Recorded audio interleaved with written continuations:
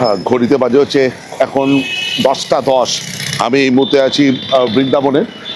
যেটা হয়েছে, আমি তৎকালে টিকিট পেয়ে গেছি। কালকে সকালবেলায় মানে শনিবার সকালবেলায় বেরিয়ে যাব আমি কলকাতার উদ্দেশ্যে। আর যেটা প্রোগ্রাম হয়েছে, আমি বৃন্দাবনেই থাকবো, আমি মথুরায় থাকবো না। এখানে একটা ডরমিটরি, যে একটা রুমে ছিলাম, তারপর ডরমিটরি একটা নিয়ে নিয়েছি 500 টাকার বিনিময়। তো এখানে আমি লাগেজটা আমার লকার রুমে রেখে গেছি। এখান থেকে এখন বাস ধরবো বা গাড়ি ধরবো করে বেরিয়ে যাবো হচ্ছে বার্সানার উদ্দেশ্যে। বার্সানার মন্দির দেখবো, তারপর আসবো যাবো রামনরেতি। রামনরেতি থেকে চলে আসবো হচ্ছে মথুরা। আর কথা বলতে বলতেই বৃষ্টি নেমে গেছে, এরকম বৃষ্টি পড়ছে। যেটা প্রবলেম হচ্ছে, বাস পাচ্ছি না। আমি অনেকক্ষণ ধরে দাঁড়িয়ে রইলাম, বাস পেলাম না। এবার দেরি হয়ে যাচ্ছে। ওইদিকে বার্সানাতে মন্দির বন্ধ হয়ে গেলে সমস্যা হয়ে যাবে। আমি ভাবছি একটা গাড়ি নিয়ে নিন, কেননা এমনি দুদিনে এই পুরোটা কভার করা বেশ চাপের। তাতে হয়তো একটু পয়সা খরচা হবে, কিন্তু হোটেল ভাড়াও বাঁচবে বা বাইরে খাওয়া দাওয়ার খরচও বাঁচবে। আমি খাওয়া দাওয়ার খরচা কমিয়ে অন্যভাবে আমি গুছিয়ে দিচ্ছি ব্যাপারটা। আমি পারলে একটা আলাদা ট্যুর প্ল্যান গাইড আমি বানিয়ে দেবো আপনাদের পরবর্তীকালে। আপনাদের একটা জিনিস আপনাদের সঙ্গে শেয়ার করি, সেটা হচ্ছে আজকে থেকে বৃন্দাবনে হোলি শুরু। 40 দিন আগে বসন্ত পঞ্চমীর দিন হোলি শুরু হয়, তাই জন্য প্রসাদ দেওয়া হচ্ছে। রাধে রাধে রাধে রাধে। এখানে আমি খিচুড়ি খেলাম, বেশ ভালো করেছে খিচুড়িটা। বাস আসছে দেখতে পাচ্ছি। বাসে যদি বেশি ভিড় হয় কি হবে কে জানে। আমার তো অনেক লাগেজ আছে, দেখুন এই দেখুন। এই যেটা কথা হয়েছে, এখানে বৃষ্টি নেমে এসছে আর বাস পাচ্ছি না, বাসে প্রচন্ড ভিড়। আজকে সরস্বতী পুজো। আর যেটা হচ্ছে ক্যা নাম বলে আপকা, বিকাশকে পেয়ে গেছি। বিকাশ আমাদের যেতে রাজি হয়েছে। ও বার্সানা ঘোরাবে, রামনরেতি ঘোরাবে, আর আমাদের মথুরা 4-5 জায়গায় ঘোরাবে। ঘুরে আমাকে ও মথুরাতে ছেড়ে দেবে। আমি পরে আরতি দেখে আমি এখানে চলে আসবো। আর বিকাশ আমাকে এর জন্য রেট বলেছে 1800 রুপিয়া। ঠিক আছে, 1800। ঘড়িতে বাজে এখন 10টা 49। যে গাড়ি পেয়ে গেছি, বিকাশ ভাই আমাকে নিয়ে যাচ্ছে। এখান থেকে বার্সানা দূরত্ব 43 কিলোমিটার মতন। সময় লাগবে ওই ঘন্টা খানেক। এই প্রোগ্রামটা বেসিক্যালি কিন্তু দুদিনে হয় না। বৃন্দাবন, মথুরা, বার্সানা অন্তত 3 নাইট 4 ডেজ তো লাগেই লাগে। কিন্তু যেহেতু আমি একা আছি, আমার মুভমেন্ট করতে কোনো অসুবিধা হচ্ছে না। ফলে যদি বয়স্ক লোক থাকে এবং যদি সঙ্গে বাচ্চা থাকে, মেম্বার অনেক থাকে, মত দ্বিমত তৈরি হয়, তখন সময় কিন্তু বেশি লাগে। বৃন্দাবন থেকে বার্সানার দূরত্ব প্রায় 50 কিলোমিটার। ট্রাফিক ও রুট অনুযায়ী সময় লাগে আনুমানিক 1.5 থেকে 2 ঘন্টা। প্রায় 12টা বাজে, আমাদের এখানে বার্সানা পৌঁছতে 12টা বেজে গেল। বৃষ্টি শুরু হয়ে গেছে। আমি এইমাত্র এলাম এই পার্কিং এরিয়া, যেখানে গাড়িটা পার্ক করলাম। 100 টাকা নিল। আর এখানে রোপওয়ে আছে, রোপওয়ে টিকিট 100 টাকা অ্যাডাল্ট। 2 ওয়ে মানে যাতায়াত 100 টাকা, 1 ওয়ে 50 টাকা। আপনি এখান থেকে অনলাইনেও টিকিট বুক করতে পারেন, bookmeryride.com থেকে। দরকার নেই, ভিড় সেরকম নেই, আমি এখান থেকে নিই। হ্যাঁ, বৃষ্টি পড়ছে, ইনফরমেশন দিতে দিতে ভিজে যাচ্ছি আমি। আর যেটা টাইমিং হচ্ছে সকাল 7টা থেকে দুপুর 2টো, আবার বিকেল 4টে থেকে রাত 8টা পর্যন্ত। টিকিট পেয়ে গেছি। যেটা বলার, আমি বৃষ্টি পড়ছে বলে যাই জন্য আমি রোপওয়ে চুজ করেছি। মোটামুটি জোরে বৃষ্টি পড়ছে। আর যদি বৃষ্টি না পড়তো আমি সিঁড়ি দিয়ে উঠতাম। 300-350টা সিঁড়ি খুব একটা ম্যাটার করে না আমার কাছে। লাইন পড়ে গেছে রোপওয়ে, ওই দেখুন রোপওয়ে সার্ভিস। আর টিকিটটা রাখবেন, যাতায়াতের একবারে কেটে দেবেন। এখানে একটা ইনফরমেশন দিই, সেটা হচ্ছে যে আগে আসবে সেরকম ব্যাপারটা না। এখানে টিকিটের একটা সিকোয়েন্স নাম্বার দেবে। সেই সিকোয়েন্স নাম্বার অনুযায়ী আপনাকে এরকম জায়গাটা বসে অপেক্ষা করতে হবে।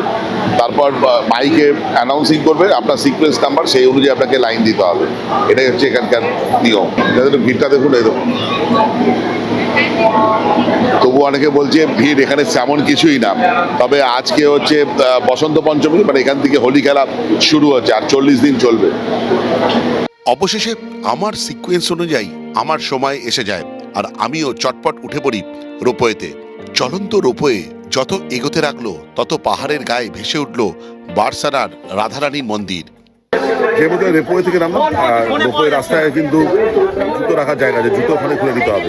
মন্দিরের কাছাকাছিও কিন্তু একটা রাখার জায়গা আছে জুতো, কিন্তু সেটা রাখলে আবার ঘুরে আপনাকে এত রাস্তা হবে। দেখুন বাঁদরের উৎপাত আছে এখানে। মুম্বাইলে আমি ঢুকিয়ে নিচ্ছি।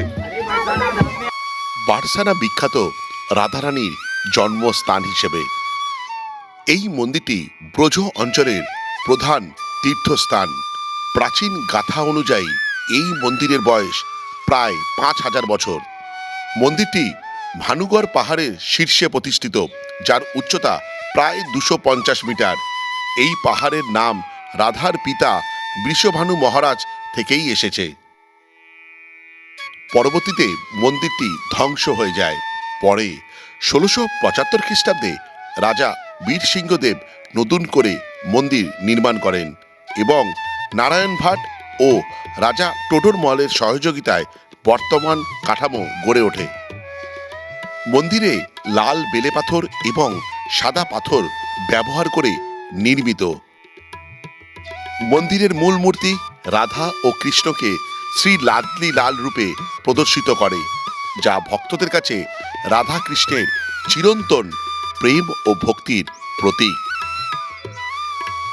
মন্দিরের বিশেষ উৎসবগুলি হল রাধাষ্টমী, জন্মাষ্টমী ও লাটমার হোলি। সেদিন বসন্ত পঞ্চমী হলেও তুলনামূলক ভিড় কমই ছিল। রোপওয়ে থেকে নামার পর মূল মন্দির যেতে আমার বেশি সময় লাগেনি, কিন্তু যত ধীরে ধীরে মূল মন্দিরের কাছে পৌঁছতে লাগলাম ততই ভিড় জমতে থাকলো। কিন্তু যেখানে শ্রদ্ধা ও ভক্তির দুইয়ের মিল থাকে সেখানে এই ভিড় কিছুই নয়।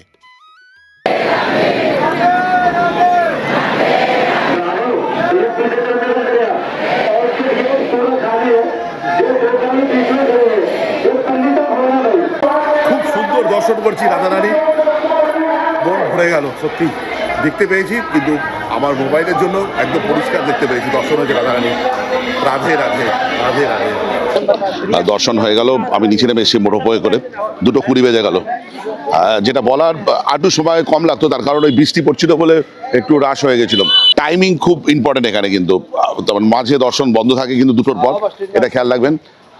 আর যেটা সিঁড়ি দিয়ে কিন্তু ওটা 2টো সিঁড়ি আছে। একটা পুরনো যে ওটা সিঁড়ি আছে সেটা প্রায় 300 থেকে 350-র মধ্যে সংখ্যাটা, আর একটা হচ্ছে রোপওয়ের পাশ দিয়ে একটা সিঁড়ি আছে, সেটা 200 থেকে 220-30টা মতন সিঁড়ি আপনাকে চড়তে হবে।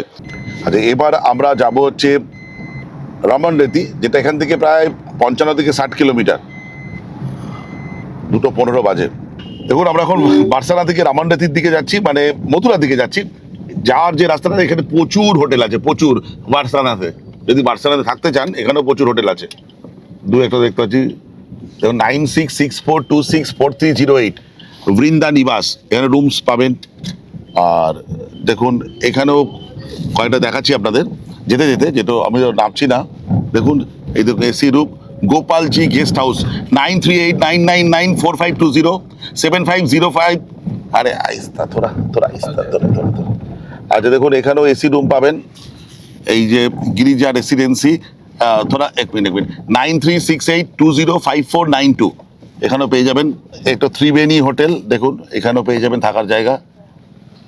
আমি মোটামুটি নাম্বারগুলো বলছি, আপনারা একটু পজ করে করে নিয়ে নেবেন। আমি যতটা পারছি থাকার ব্যবস্থাটাই তো কোনো জায়গায় এসে মেন আননোন জায়গায়, তো এই হচ্ছে ব্যাপারটা। এটা দেখুন নাম্বার 6395539199, একটা নাম্বার, 3খানা নাম্বার ছিল, একটা বললাম। এটা ত্রিবেণী। যেটা বলার, আমার গোবর্ধন পাহাড় যাওয়ার ইচ্ছে ছিল, কিন্তু সেটা হলো না। তার কারণ একই দিনে অনেক কিছু কভার করা মুশকিল। আসলে আমার হাতে ছিল 2 রাত্রি 1.5 দিন, তার মধ্যে হাফ দিনে আমি পুরো বৃন্দাবন কভার করে নিয়েছি, আর একদিনে বার্সানা আর মথুরা আর রামান্নেতি এইটাকে কভার করব। তাও বৃষ্টি, যথারীতি বৃষ্টি আমার সঙ্গ দিচ্ছে, তাই জন্য আরো দেরি হচ্ছে। ট্রেনের টিকিট কাটতে হলো, বেরোতে দেরি হয়েছে, সবকিছু মিলেমিশে একাকার। আপনারা এই প্ল্যানটাকেই আর একটু ভালো করে সাজিয়ে নেবেন। আর আমি আবারও বলছি, আমি চেষ্টা করব একটা মথুরা বৃন্দাবনের ট্যুর প্ল্যান ভিডিও তৈরি করার, অবশ্যই চেষ্টা করব, কেন নয়। আমরা বার্সানা থেকে এখন রওনা দিচ্ছি রামান্নেতির দিকে। রামান্নেতি এখান থেকে মোটামুটি 55 থেকে 60 কিলোমিটার, সময় লাগবে ওই ঘন্টা খানেক বা 1.5 ঘন্টা মতন। আচ্ছা, মন্দির যেখানে ছিল, মানে টিলার উপরে কিন্তু ছোট ছোট খাবারের স্টল ছিল, মুখরোচক কিছু খাবার পেয়ে যাবেন। আচ্ছা, ওয়াশরুমের ব্যবস্থা ছিল। আর 2 নম্বর হচ্ছে খাবারের ব্যবস্থা বলতে গেলে সেরকম ওই যে রোপওয়ে টিকিট কাউন্টার তার পাশেই ছিল। মন্দির দর্শন করার পর আমরা রওনা দিই রামন রেতির দিকে, কিন্তু তার আগে করে নিই লাঞ্চ। যেখানে লাঞ্চ করেছিলাম সেখানকার খাবার আমার ভালো লাগেনি। আস্তে আস্তে আমরা পৌঁছতে লাগলাম মথুরার দিকে। প্রথমেই চোখে পড়ল 4 ধাম মন্দিরের বিশাল মহাদেবের মূর্তি, যেখানে আমার সময়ের অভাবে যাওয়া হয়নি। তারপরে অবশেষে ক্রস করলাম আমরা যমুনা ব্যারেজ। যেতে যেতে ময়ূরের দেখাও পেয়ে গেলাম। দেখুন কি সুন্দর, দেখুন দারুণ লাগছে না? ও, রামন্ডাতি পৌঁছবো আর পথেই দেখা পেয়ে গেলাম ময়ূরে। হট করে গাড়ির সামনে দিয়ে উড়ে এসে ওই জঙ্গলটার মধ্যে, মানে ওই জমিটার মধ্যে এসে বসলো। হালকা হালকা ড্রিজেল হচ্ছে। আমি গাড়ি থেকে নেমে গেলাম, গাড়িটাকে পার্ক করতে বলেছি, দেখা যাক। দেরি হয়ে গেল, জুতো খুলে রাখতে হবে বাইরে, নিঃশুল্ক পরিষেবা এটা। রামনরেতি উত্তরপ্রদেশের মথুরা জেলার গোকুল অঞ্চলের অবস্থিত এক পবিত্র স্থান। রামন শব্দের অর্থ আনন্দ বা লীলা, আর রীতি মানে বালি, অর্থাৎ যেখানে আনন্দময় লীলা হয়েছিল সেই বালুকা ভূমি হলো এই রামনরেতি। কথিত আছে শ্রীকৃষ্ণ তার বাল্যকালে এখানে গোপাল বন্ধুদের সঙ্গে খেলাধুলা করতেন। সেই সময় কৃষ্ণ এখানে মাটিতে গড়াগড়ি দিতেন, তাই এই স্থানের বালুকণা পর্যন্ত পবিত্র বলে মনে করা হয়। রামনরেতিতে গেলে প্রথমেই চোখে পড়বে সাদা নরম বালি, খোলা আকাশ আর গভীর শান্ত পরিবেশ। এখানে বড় কোনো আড়ম্বর নেই, কিন্তু একটা প্রশান্তি আছে।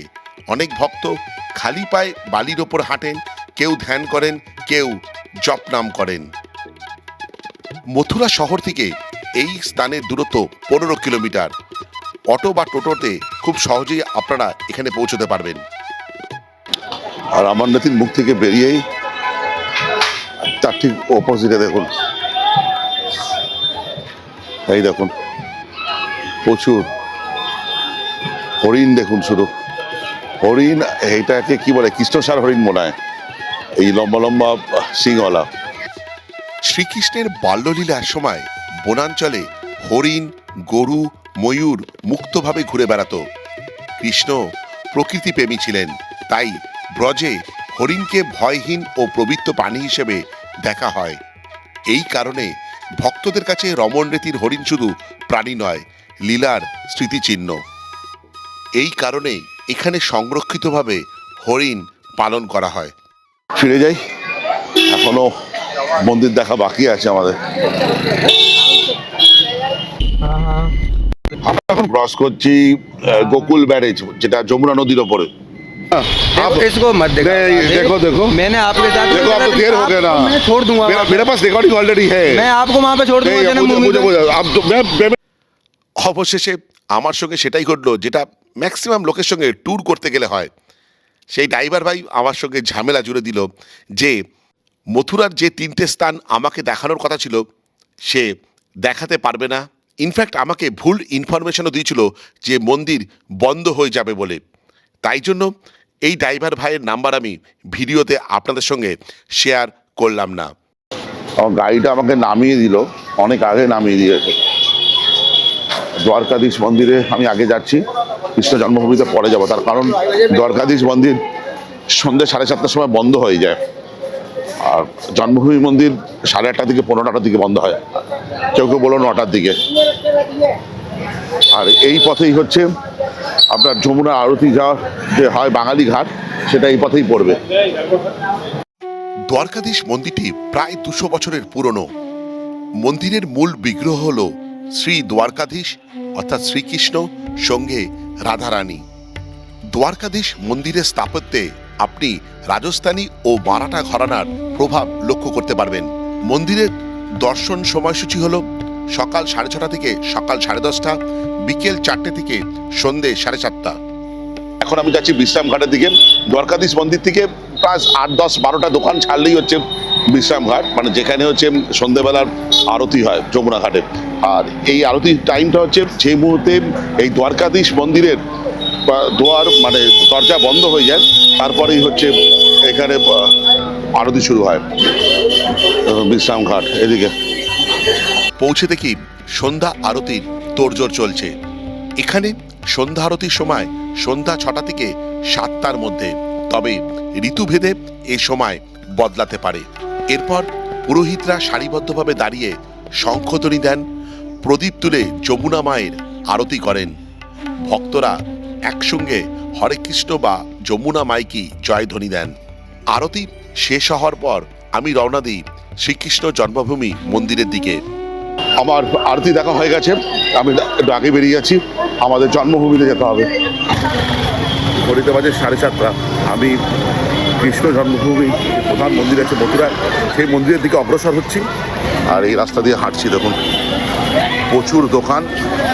আজকে এখানে হোলি শুরু হয়েছে বৃন্দাবন মথুরাতে, বসন্ত পঞ্চমীতে শুরু হয়, আমি আগেও বললাম, তাই জন্য সাজানো হয়েছে দেখুন। এবার ঘটনা হচ্ছে ভেতরে বোধহয় মোবাইল নিয়ে প্রবেশ নিষেধ, আর এই ব্যাগ দুটোকে কী করবো জানি না।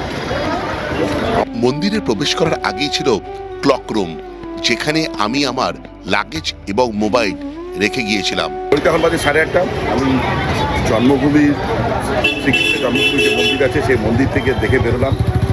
আর এই ক্ষেত্রে 2-3টে জিনিস আপনাদের সঙ্গে শেয়ার করি। ভেতরে তো মোবাইল বা ক্যামেরা নিয়ে যাওয়া তো বারণ, তাই জন্য আমি নিয়ে যেতে পারিনি, কিন্তু আমার যে অভিজ্ঞতা আছে বা আমি ইনফরমেশান ভেতরে গিয়ে যে আত্মস করছি সেটা আপনাদের সঙ্গে শেয়ার করি। প্রথম কথা হলো মন্দিরের টাইমিং। মন্দিরের টাইমিং হচ্ছে সকাল 6টা থেকে দুপুর 12টা পর্যন্ত, তারপর 3টের সময় খোলে, তারপর রাত 8:30 পর্যন্ত। মন্দির এখান থেকে কিন্তু মেন রাস্তা থেকে আপনাকে কিন্তু হেঁটে আসতে হবে, আর এখানে কিন্তু কোনো টোটো অটো কিন্তু চলছে না, বাইক চলছে। ফলে আপনাকে কিন্তু এটা মনে রাখতে হবে যে এখান থেকে অন্তত 200 থেকে 300 মিটার আপনাকে হেঁটে আসতে হবে। আচ্ছা, এই হচ্ছে মন্দির, সামনে দেখতে পাচ্ছেন, এটা কিন্তু নতুন মন্দির। আসল যে মন্দির সেটা হচ্ছে আমাদের গর্ভগৃহ, যেখানে কংসের কারাগার ছিল, যেখানে ভগবান শ্রীকৃষ্ণ জন্মেছিলেন।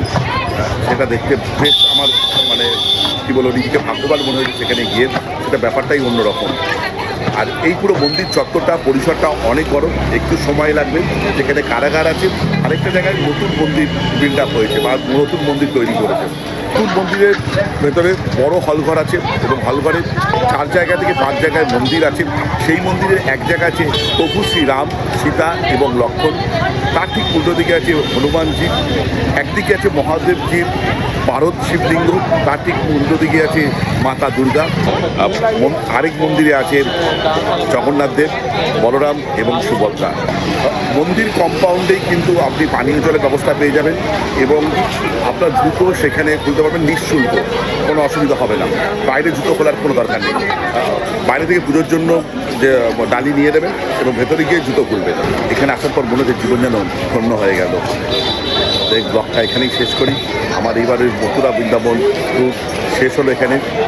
সবাইকে বলি জয় শ্রীকৃষ্ণ।